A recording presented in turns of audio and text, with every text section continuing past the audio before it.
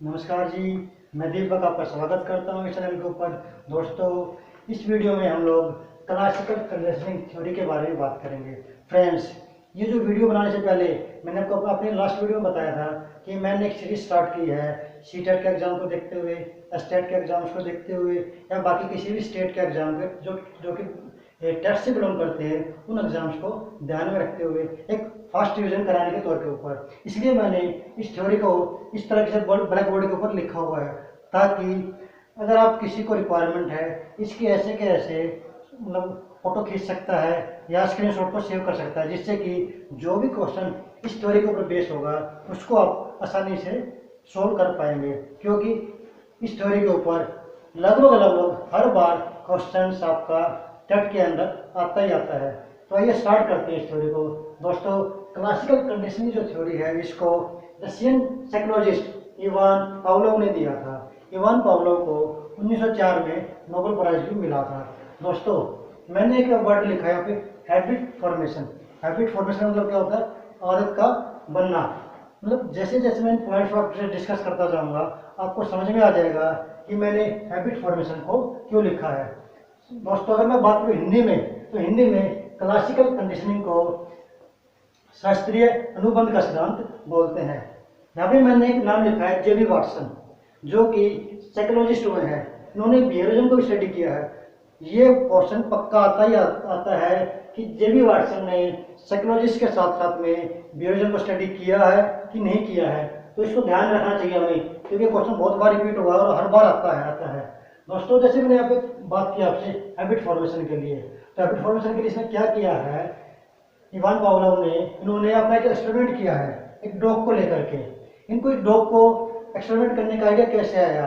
क्या होता था कि एक डॉग जब इनके पास जब अपने ऑफिस जाते थे हर बारी, तो जैसे ही दरवाजा खुलता, या मतलब ये कहने की बात ये है कि जैसे ही अपने ऑफिस में एंटर करते, तो जो इनका कुत्ता था वो इनको देख के खड़ा हो जाता और अब उसकी लात टपकने लगती। तो इन्होंने इस चीज़ को बहुत ध्यान से देखा कि ये क्या हो रहा है कि भाई मैं जैसे ही एंटर करता हूँ, दरवाजा खुलता है, वही डॉग के मुँह से लात निकलना स्टार्ट हो जाती है, इसका सेल्यूशन स्टार्ट हो जाता है, क्योंकि उसके बाद उनको उस कुत्ते को खाना दिया जाता था। तो इन्होंने इस चीज़ को एक एक्सपेरिमेंट के तौर पे स्टडी करने का प्लान बनाया। इसलिए इन्होंने क्या किया कि इन्होंने एक डॉग के सामने बेल को क्या करेगा, डॉग के सामने है ना जो खाना है उसको बेल से प्लेस करेगा, लेकिन उसके लिए कुछ कैसे करेगा, इसके लिए उन्होंने कुछ स्टेप्स हैं। उनको सबसे पहले हम बात करते हैं। जो डॉग है वो फूड जैसे वो खाने को देखता है, जो डॉग जैसे ही खाने को देखता है, तो फिर मैंने वर्ड लिखा है यूसीएस। यूसीएस का मतलब होता है अनकंडीशनड स्टिमुलस, ये मतलब नेचुरल। इसका मतलब कहने का ये है कि देखो, जैसे भी अब खाने को देख करके सबके मन में क्या होता है, हम वो तो डॉग है, जब हम अपनी बात करते हैं तो हमारे मन में भी क्या आता है कि भाई खाना देख लिया है, तो भाई मन में क्या, मुंह में क्या आती है, लार आ जाती है ना। मतलब मन में क्या हो गया, मन का कहने मतलब ये हो गया कि भी हाँ अच्छा खाने की खुशबू आ रही है, तो अच्छे से विचार हमारे मन में आने लगते हैं, भाई आज तो टेस्टी खाना खाने को मिलेगा। तो ये चीज़ इसके साथ होती थी डॉग के साथ में, क्योंकि जब उसने कुत्ते ने जैसे ही खाने को देखा तो उसका वही अनकंडीशनल स्टिमुलस, उसका जो हम बात कर रहे थे नेचुरल स्टिमुलस, वो स्टार्ट हो गया। मतलब वो क्या था, उसका सलाइवा था। सलाइवा तो अनकंडीशन रिस्पॉन्स, मतलब क्या हुआ कि खाने को देखते ही जो डॉग के अंदर अनकंडीशन रिस्पॉन्स, उसका जो सलाइवा है वो बाहर आने लगता है। लेकिन अब उसने क्या किया, पावलोव ने इसके अंदर उसने खाना देने से पहले उसने बेल को बजाया। खाना देने से पहले उसने बेल को बजाया, उसके बाद उसने खाना दिया। लेकिन होता क्या है कि अभी भी सलाइवा है ना अनकंडीशन रिस्पॉन्स ही शो कर रहा है। तो मतलब क्या हुआ, अभी डॉग की जो लर्निंग है वो पूरी नहीं हुई है। तो लर्निंग कराने के लिए इस स्टेप्स को, इस काम को पावलोव ने बहुत बार किया। तो होता क्या है, जब वो इस काम को बार बार रिपीट करता है, तो जो वो जैसे ही वो बेल बजाता है, जैसे ही पावलोव बेल बजाता है, मतलब ये कहने का क्या है कि जैसे उसको कंडीशन कर दिया उसने, तो सलाइवा क्या है डॉग के मुंह से आने लगता है, मतलब स्टाइलिवेशन स्टार्ट हो जाता है, जिसको कि हम क्या बोलेंगे, कंडीशन रिस्पॉन्स बोलेंगे।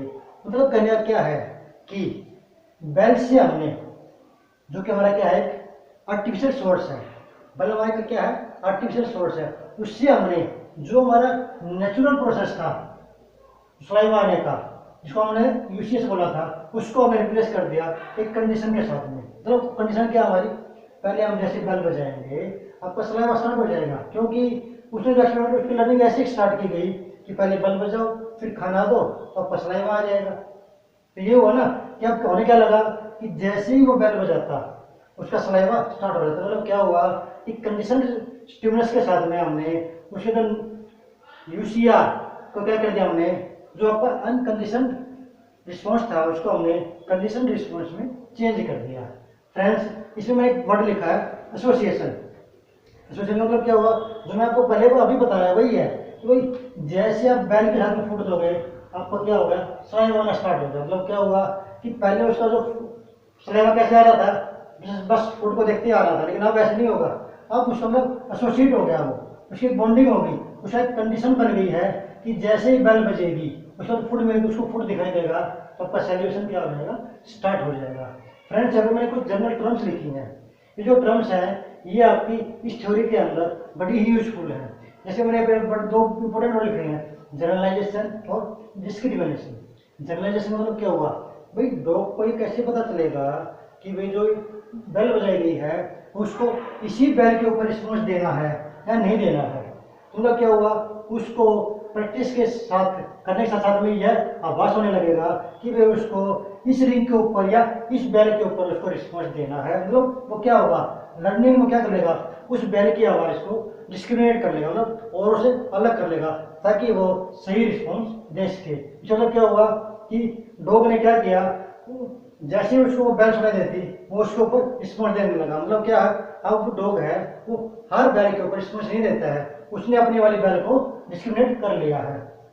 अगला वाला पॉइंट है एक्सटेंशन फॉर स्पॉन्टेनियस रिकवरी। मतलब अगर हम ये बात करें कि जैसे हमने बेल बजा दी लेकिन डॉग को खाना नहीं दिया, अगर आपने तो बार बार क्या होगा कि भाई कुछ टाइम तो ऐसा होगा कि जैसे बेल बजाओगे डॉग के मुंह में सलाइवा आ जाएगा, लेकिन बार बार ऐसा करने के बाद साथ में क्या होगा, क्या बेल बजाते रहो उसका सैल्यूशन खत्म हो जाएगा। मतलब ये कहने का कि उसने जो लर्निंग सीखी थी वो उसकी कम हो जाएगी, एक्सटिंक्ट हो जाएगी। समझे बात आप? इसके बाद एक चीज़ आती है स्पॉन्टेनियस रिकवरी।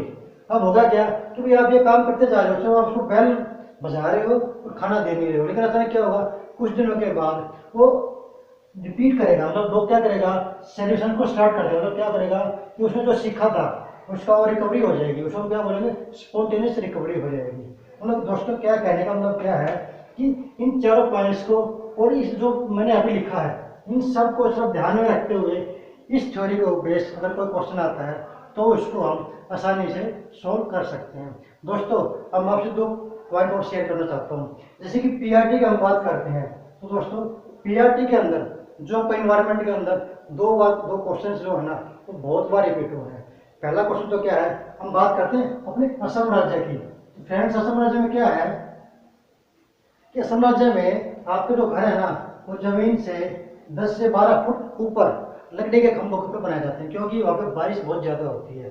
और दूसरा पॉइंट हमारा दोस्तों क्या है कि जो हाथी है, फ्रेंड्स जो हाथी है वो सिर्फ दिन में 2 से 4 घंटे ही सोता है, 2 से 4 घंटे ही सोता है। और फ्रेंड्स हाथी जो है वो लगभग 100 किलो पत्ते एक दिन में खा जाता है।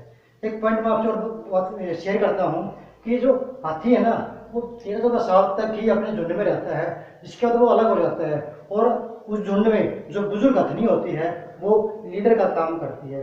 दोस्तों, अगर आपको ये वीडियो पसंद आया हो तो हमारे चैनल को सब्सक्राइब कीजिए, इस वीडियो को लाइक कीजिए और अपने दोस्तों के साथ शेयर कीजिए। Thank you.